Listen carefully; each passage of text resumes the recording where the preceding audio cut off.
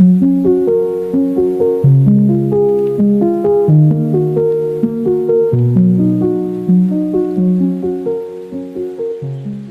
silence in Arthur Harrison's penthouse was as vast and polished as the marble floors that stretched from wall to wall.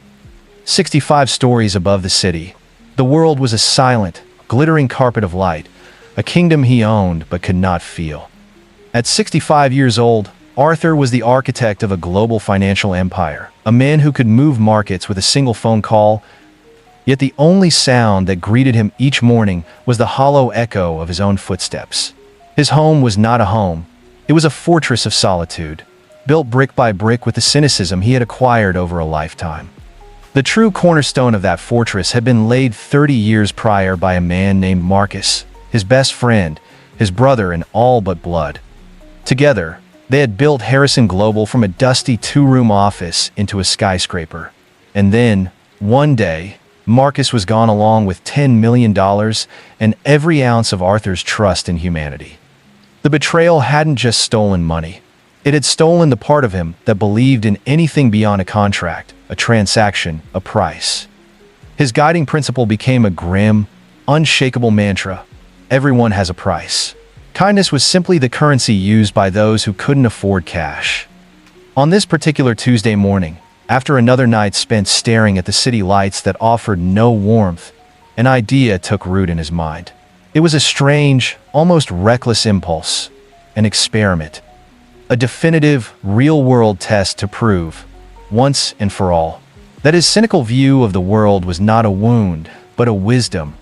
He summoned his ferociously efficient assistant, Eleanor, via intercom. "Eleanor," he said, his voice a dry rasp, "clear my schedule for the rest of the week. All of it." There was a slight pause. "Sir, you're meeting with the board of the Philanthropic Foundation." Arthur let out a short, bitter laugh. "Philanthropy," he muttered. "Cancel it. I am embarking on a more direct form of social research." Before she could protest, he cut the connection. He strode into his cavernous walk-in closet, a space larger than most city apartments, lined with hundreds of identical, impeccably tailored suits. He ignored them all, instead making his way to a dusty, leather-bound trunk tucked away in a corner. Inside lay the ghost of another life, the worn, simple clothes of his father, a factory worker who had died with calloused hands and an honest heart. Arthur pulled out a threadbare tweed overcoat, a pair of gray wool trousers, and a pair of scuffed leather shoes. He spent an hour transforming himself, using subtle makeup to add lines of hardship to his face and a touch of gray to dull his silver hair. He practiced a slight stoop, a shuffle in his walk. When he finally looked in the mirror, the billionaire was gone. In his place stood Art, a ghost of a man, weathered by time and poverty, invisible to the world. The experiment had begun. His destination was the Corner Nook Cafe, a place his limousine had passed 1,000 times but never stopped. It was a relic from another era, nestled between a laundromat and a second-hand bookstore. As he pushed open the glass door, a small bell chimed, a cheerful, almost offensively optimistic sound. The air inside was warm, thick with the comforting scent of brewing coffee and frying bacon. It was a world away from the chilled, filtered air of his penthouse. He slid into a cracked red vinyl booth in the far corner, a vantage point from which he could observe his laboratory. And then he saw her. She was moving between tables with a quiet efficiency that seemed powered by sheer will. Her name tag, pinned to a slightly stained apron, read Sarah. There were faint, purple-tinged shadows under her eyes, a sign of an exhaustion that settled deep in her bones. But when she smiled at a family in a nearby booth, the smile was genuine. It reached her tired eyes and lit them for a moment with a soft glow. A good actress, Arthur thought. His cynicism a familiar armor. She works hard for her tips. Eventually, she made her way to his table, a small notepad in her hand. "Good morning, sir. What can I get for you today?" she asked, her voice soft but clear. Arthur didn't look up from the worn menu. "Coffee," he grunted. "Just the regular. Black." He was testing her, waiting for the flicker of disappointment, the subtle shift in her posture that would betray her calculation of a meager tip. He waited for her to dismiss him and move on to more promising customers. But it never came. She simply nodded, her smile unwavering. Of course, one hot coffee, coming right up. As she turned and walked away, Arthur Harrison felt something he hadn't felt in 30 years, a flicker of unwelcome curiosity. He had set his trap, prepared his hypothesis, and laid the bait. But the subject of his experiment wasn't behaving as predicted. His grim quest for confirmation had, against all odds, just become interesting. The next day, Arthur returned to the corner nook. He had told himself the night before that Sarah's initial kindness was an anomaly, a fluke. Perhaps it was her first day, or perhaps she hadn't yet learned the cynical calculus of the service industry. He needed more data. He slid into the same booth, the cracked vinyl now feeling strangely familiar, and waited. When Sarah approached, a flicker of recognition crossed her face. "The usual?" she asked, a small, easy smile on her lips. Arthur just grunted in affirmation, burying his face in a newspaper he'd picked up from a bin outside. He was Art, the gruff old man, and he would play his part to perfection. When she brought the coffee, her hand was steady. As she placed it on the table, he accidentally jolted his arm, sending a wave of hot, black liquid sloshing over the side of the cup and onto the saucer. "Clumsy old fool," he muttered, more to himself than to her, expecting an audible sigh, a flash of irritation. He received neither. "Oh, that's no trouble at all," Sarah said, her voice a gentle counterpoint to his feigned frustration. "Happens to the best of us." She quickly reappeared with a cloth and wiped the table clean, her movements efficient and unbothered. When she left, Arthur noticed she had left something behind. Tucked beside his saucer was a single, golden brown shortbread cookie. She had placed it there silently, a small, unannounced gesture of goodwill. He stared at it for a full minute. Clearing out the day-olds, he thought, trying to find a logical, transactional reason for the act. But the cookie was warm, freshly baked. He broke off a piece, and the buttery sweetness that filled his mouth felt like a direct contradiction to the bitter taste of his own cynicism. He ate it slowly, feeling an unfamiliar warmth spread through his chest that had nothing to do with the coffee. He returned the following day, his resolve hardening. The experiment was becoming a personal battle. He needed to be proven right. He needed to see the crack in her facade. The universe, it seemed, was happy to oblige by providing a test far more severe than any he could devise. A man in a sharp, expensive suit stormed into the diner, barking into his phone about a deal gone sour. He sat at the table next to Arthur's, snapping his fingers to get Sarah's attention. "Espresso, double, and make it quick. I don't have all day." Sarah took his order with the same polite calm she had shown Arthur. But when she returned with the espresso, the man took one sip and slammed the cup down, a dark splash staining the white ceramic. "Is this a joke?" he boomed, his voice echoing through the suddenly silent diner. "This is lukewarm. Do you people even know how to make coffee? I'm paying for a premium product, not dishwater." Arthur leaned forward slightly, his knuckles white as he gripped his own mug. "This is it," he thought, a grim satisfaction rising within him. No one endures this without showing their true colors. Now, the mask will fall. He expected her to argue, to defend herself, or to retreat in tears. Instead, Sarah took a slow, deep breath, her shoulders rising and falling in a controlled motion. She met the man's furious gaze not with anger, but with a surprising and disarming serenity. "You are absolutely right to be upset, sir," she said, her voice steady. "I am so sorry about that. I will bring you a fresh one immediately, and I will make sure it is piping hot. This one is on the house, of course." The man, clearly taken aback by her lack of confrontation, was left sputtering. He could only manage a disgruntled, "Fine," as she whisked the offending cup away. Arthur watched her go, a profound sense of disbelief washing over him. The grace under fire, the complete absorption of another person's rage. Without returning it, it wasn't a performance. It was a strength, a quiet, unshakable power he hadn't encountered in any boardroom. He felt a strange and unsettling respect for her, and it made him deeply uncomfortable. He decided to stay until closing time, long after the lunch rush had subsided and the diner had emptied out. He nursed his cold coffee, hidden behind his newspaper, pretending to read. The owner, a burly, kind-faced man named Leo, was cleaning the grill in the back, and Sarah was wiping down the last of the tables. The bell on the door chimed, one last time, and Arthur heard Sarah's voice, now softer, more personal. "Hey, Mr. Henderson, how are you feeling today?" An elderly man, leaning heavily on a cane, smiled at her. "Better, Sarah, thank you. Your visit yesterday did an old man a world of good." "I was happy to bring you the soup," she replied. "Just make sure you're resting." They spoke for a few more minutes before the man shuffled out. Arthur lowered his newspaper. She visited the sick in her spare time? The idea was so foreign, so inefficient, it barely registered. As the clock on the wall ticked past 9, and Leo began to turn chairs upside down on the tables, Arthur saw Sarah retreat to a corner near the kitchen, her back to the room. She pulled out her cell phone. Arthur's hearing, honed by decades of needing to overhear whispers across boardrooms, was still remarkably sharp. He listened intently. Her voice was a hushed, anxious whisper. "Mom, how are you feeling?" No, don't worry about it. I told you, I'll handle it."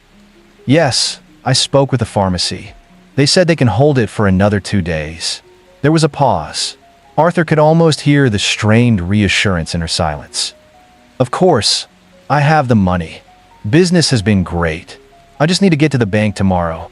You just focus on getting better. Okay? I love you too, Mom."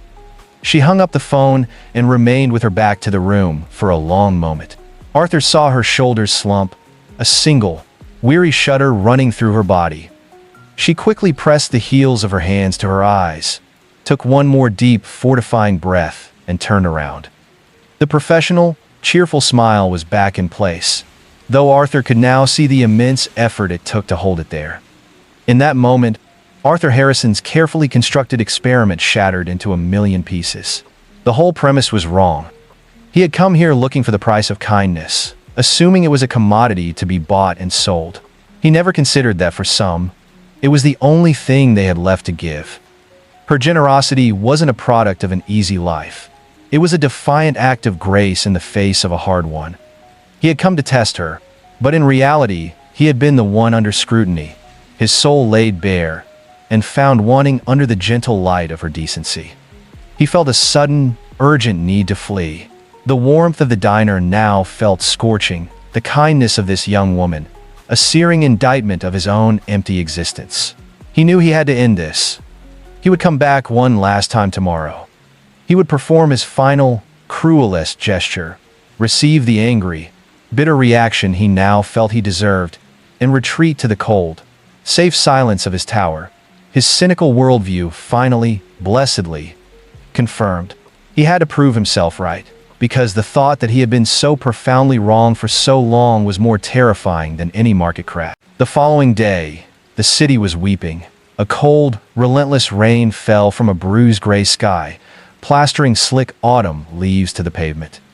The weather was a perfect mirror of the turmoil inside Arthur. He felt a grim sense of finality as he pushed open the door to the corner nook, the cheerful bell sounding like a mournful toll in his ears. This would be the last time. The diner was nearly empty, the rain having kept most people home. A few lone customers were scattered about, their presence only amplifying the quiet hum of the fluorescent lights. Sarah was there, her movements a little slower today, her smile a little more fragile. The shadows under her eyes seemed darker. Arthur slid into his usual booth, the cold dampness of his coat seeping into the vinyl. He felt a chill that had nothing to do with the weather. He ordered his coffee. When Sarah brought it, their eyes met for a brief second. In her gaze, he saw not a waitress looking at a customer, but a person seeing another person. He saw a flicker of what looked like genuine concern. He quickly looked away, unnerved. He drank the coffee mechanically, its bitterness a welcome distraction. He was an executioner, here to perform a necessary, if unpleasant, task. He was here to kill the last, flickering ember of hope that had been so dangerously kindled within him. Finally, the moment came. He drained the last of his coffee, the dregs tasting like ash in his mouth. He stood up, his joints aching with a weariness that was no longer an act. He reached into his pocket, his fingers fumbling with the cold metal coins he had prepared. He pulled them out and, with a deliberate, almost theatrical slowness, placed them on the table. 3 pennies. A tip so insulting it was an act of aggression. It was a statement. This is all your kindness is worth. He didn't dare look at her. He couldn't bear to see the hurt that he knew must follow. He turned his back, pulling his collar up around his neck, and walked towards the door. Each step was a hammer blow against the floorboards, each one echoing the pounding in his chest. "Just let me leave," he pleaded silently. "Let this be over." His hand was on the cold, brass handle of the door. He was a breath away from the freedom of his own familiar misery. "Sir," a quiet voice called out behind him. "Sir, please wait a moment." It was Sarah. Arthur froze, his hand clamped on the doorknob. His whole body tensed. This was it. The explosion. The righteous anger he had been goading for days. He had finally pushed her too far. He braced himself for the torrent of insults, the condemnation he so richly deserved. Slowly, he turned to face his verdict. She was rushing towards him, her apron swishing around her knees. Her expression wasn't angry. It wasn't contemptuous. It was worried. Her brow was furrowed with a sincere and baffling concern. She held something cupped in her hand. She stopped just in front of him, so close he could see the faint freckles scattered across her nose. "I saw you here all week," she began, her voice a little breathless. "And I don't mean to overstep, but you look like you're having a hard time, like you're carrying something heavy." Before he could process her words, she opened her hand. Resting in her palm, creased and softened from use, was a $5 bill. Arthur's mind reeled. He recognized it instantly. It was the tip the loud, obnoxious businessman had slammed on the table 2 days ago. Given the sparseness of the diner, it was quite possibly the only significant tip she had received all week. "It's not much," she said, her voice dropping to a near whisper, as if sharing a secret. "But it's cold out there. Maybe this will be enough for a hot meal somewhere. No one should go hungry." She gently took his rough, disguised hand. Her fingers were warm as she pressed the crumpled bill into his palm and folded his fingers over it. For a fleeting moment, her warm, soft skin touched his, a simple human connection that felt as powerful as a lightning strike. "Please," she said, her tired eyes looking directly into his. "Take care of yourself." And with that, the dam broke. The carefully constructed walls of cynicism that Arthur Harrison had spent 30 years fortifying were not just breached.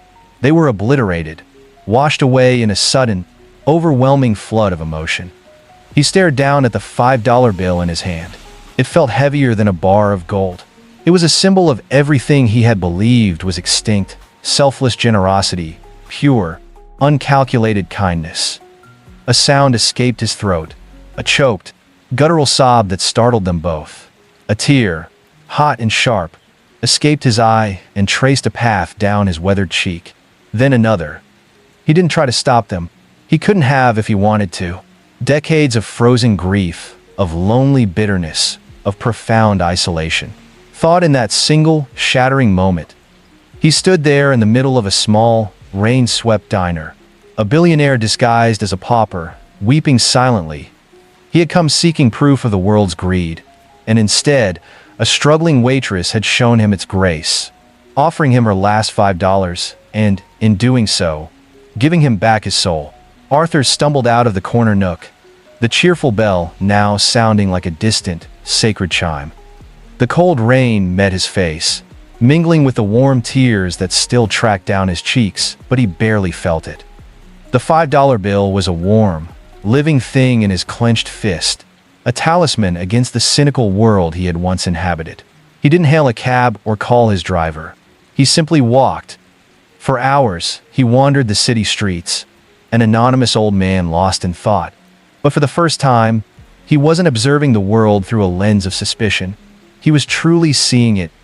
He saw a young woman give her umbrella to a mother struggling with a stroller. He saw a teenager stop to help an elderly man who had dropped his groceries. He saw a busker playing a saxophone with heartbreaking passion, and a passerby drop a bill into his case with a shared nod of understanding. These were the small, insignificant details he had always dismissed as noise. Now, they were a symphony. Each act was a note in a grand, beautiful composition of human decency he had been deaf to for 30 years. Sarah hadn't just given him $5. She had given him back the world. He didn't return to the sterile silence of his penthouse. Instead, he checked into a small, modest hotel under his alias, Art. He needed time. He spent the night sitting by the window, watching the rain, the crumpled bill resting on the nightstand beside him. He thought of Marcus, of the bitterness that had poisoned his life. He realized the betrayal hadn't just cost him money. It had cost him the ability to see the Sarahs of the world. The true theft had not been from his bank account, but from his heart. The next morning, the rain had stopped. A pale, watery sunlight filtered through the clouds, and Arthur Harrison felt as though he were waking from a long, dark winter. He was no longer Art, the cynical observer. He was Arthur, the man who had been given a profound gift and now had a profound debt to repay. He made a series of phone calls. The first was to Eleanor, his assistant, whose professional calm was audibly shaken by his instructions. "Eleanor, I need you to find out everything you can about a young woman named Sarah Jenkins. She works at a place called the Corner Nook Cafe on Elm Street. I also need you to contact Dr. Alistair Finch, the head of cardiology at St. Jude's. Tell him I am calling in a significant favor. And finally, have the Rolls-Royce meet me at the corner of Elm and Oak in 1 hour. I'll be coming home." Just before noon, the sleek, black Rolls-Royce glided to a silent stop in front of the Corner Nook Cafe. The appearance of such a vehicle in this humble neighborhood was an event in itself. Pedestrians stopped to stare. From inside the diner, faces pressed against the glass. The chauffeur opened the rear door, and Arthur Harrison emerged. He was no longer the stooped, shuffling Art. He was immaculate in a dark, tailored suit, his silver hair catching the sunlight. He moved with the quiet, confident authority of a man accustomed to command. He took a deep breath and pushed open the diner door. The bell chimed. A hush fell over the room. Leo, the owner, froze mid-patty flip, his eyes wide. The few customers present stopped their conversations. But Arthur only had eyes for one person. Sarah was standing by the coffee machine, her back to the door. At the sudden silence, she turned. Her eyes scanned the room and then landed on him. For a moment, there was only confusion. Then, her gaze sharpened. Her eyes widened in disbelief as she recognized the deep-set eyes of the old man from the past week, now set in the face of this powerful, imposing stranger. The coffee pot she was holding slipped slightly in her grasp. He walked directly to her, his polished shoes making soft, deliberate sounds on the linoleum floor. He stopped a few feet away, his expression a mixture of gentleness and profound regret. "Hello, Sarah," he said, his voice calm and clear, stripped of the gruffness he had affected. She could only stammer. You're the man you showed kindness to." He finished for her softly. "Yes, my name is Arthur Harrison, and I am here, first and foremost, to apologize." He held out his hand. In his palm, smoothed out but still bearing its creases, was the $5 bill. "I came to this diner as part of a foolish, bitter experiment," he confessed, his voice resonating with sincerity. "I had convinced myself that genuine kindness no longer existed in this world. I came here to prove myself right. Instead, you proved me devastatingly, beautifully wrong." He looked at her, and his gaze was unwavering. "I overheard your phone call yesterday, Sarah, about your mother. It was wrong of me to listen, but I am grateful I did. It helped me understand the true depth of your character. You offered a stranger your last dollar while carrying the weight of the world on your shoulders. I haven't witnessed courage like that in a very long time." Tears welled in Sarah's eyes, a confusing mix of shock, fear, and a dawning, unbelievable sense of hope. She had spent so long being strong for everyone else, and now this powerful man was standing in front of her, seeing all the cracks she tried so hard to hide. "My mother," she whispered, her voice trembling. "She has a heart condition, The medication it's very expensive. I know, Arthur said gently. And that is going to change. Everything is going to change. Sarah stood frozen, the clatter and hum of the diner fading into a distant buzz. Arthur Harrison's words hung in the air, filled with a promise so vast she couldn't dare to believe them. People like Arthur didn't walk into the lives of people like her. It was the stuff of fairy tales. But Arthur wasn't dealing in fairy tales. He was dealing in heartfelt restitution. He didn't pull out a checkbook with a grand flourish. His approach was quieter, more thoughtful, and infinitely more profound. Sarah, he said, his voice imbued with a gentle authority. I have already spoken with the top cardiac surgeon in the country. A car will be arriving tomorrow morning to take your mother to a private clinic where she will receive the best possible care. An endowment has been established in her name to cover all of her medical expenses for the rest of her life. She will never have to worry about the cost of a prescription again. A sob escaped Sarah's lips, a sound of pure, unadulterated relief. The mountain of debt and worry she had been carrying for years simply crumbled into dust. Arthur waited a moment, letting the news settle before continuing. As for you, he said, a genuine smile touching his lips for the first time, a young woman with your intelligence and integrity should not be denied an education. A full scholarship to the state university awaits you, for whichever field of study you choose, starting next semester.